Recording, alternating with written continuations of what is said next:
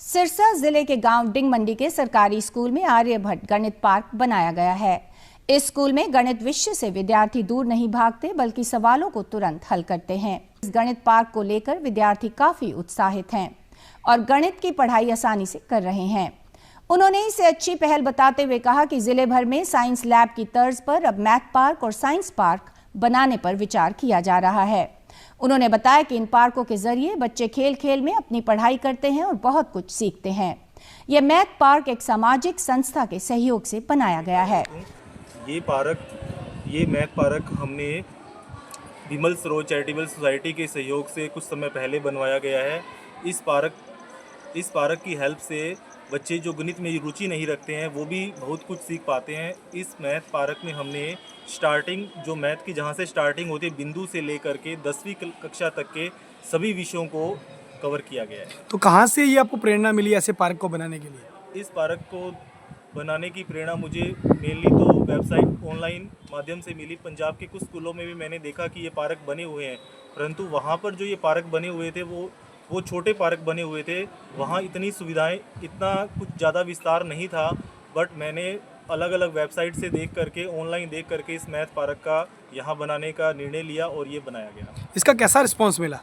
इसका बच्चों में काफ़ी शुरू में बच्चों में काफ़ी उत्साह रहता है। जो बच्चे मैथ में इंटरेस्ट नहीं रखते हैं वो चीज़ों को देखकर समझ पाते हैं, क्योंकि जो काम हम बोर्ड पे कराते हैं वहाँ पे बच्चे 2D में देखते हैं, परंतु हमारा जो मैथ पार्क है उसमें बच्चे चीज़ों को एक्चुअल रूप में 3D आकृतियों के रूप में देखते हैं, तो वे इन चीज़ों को आसानी से समझ पाते हैं। सबसे पहले यहाँ पे ट्रायंगल को दिखाया गया है कि ट्रायंगल क्या होती है, कितने टाइप की होती है, क्या क्या ट्रायंगल की प्रॉपर्टी होती है। इस फिगर को देख के बच्चे ट्रायंगल के बारे में बहुत अच्छी तरह जान सकते हैं।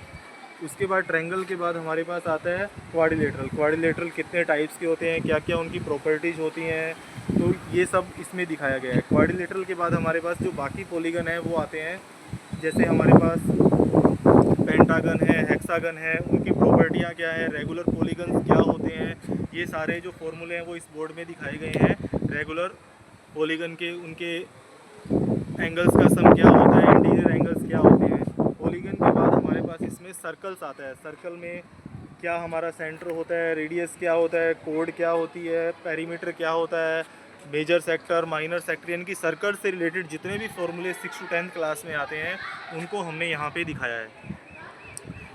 उसके बाद हमारे पास आता है ये आता है हमारे पास पाइथागोरस रूल। जो पाइथागोरस रूल होता है वो हमने एक प्रोजेक्ट के माध्यम से यहाँ पे शो किया है कि पाइथागोरस रूल क्या होता है। उसके बाद हमारे पास इसमें है ब्याज, क्रय मूल्य, विक्रय मूल्य के फॉर्मूले हैं। ये 10th क्लास में पूरा चैप्टर आता है। क्वाड्रेटिक इक्वेशन उसके बारे में दिखाया गया है।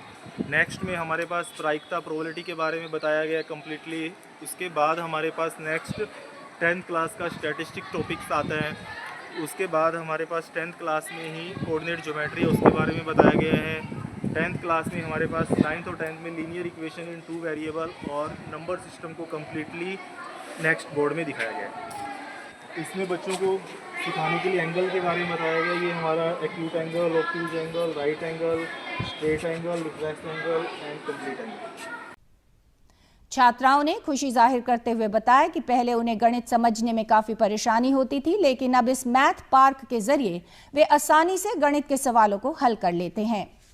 हम सारी चीज़ों को प्रैक्टिकली देखते हैं, हमें वो सारी चीज़ें अच्छे से समझ में आ जाती है और हम उन्हें बहुत समय तक याद रख पाते हैं। हम भूलते नहीं हैं। क्योंकि जो मैथ पार्क बना है उससे हमें बहुत ज़्यादा बेनिफिट होता है, क्योंकि यहाँ पे हर एक चीज़ है जो हमारी बुक से रिलेटेड है।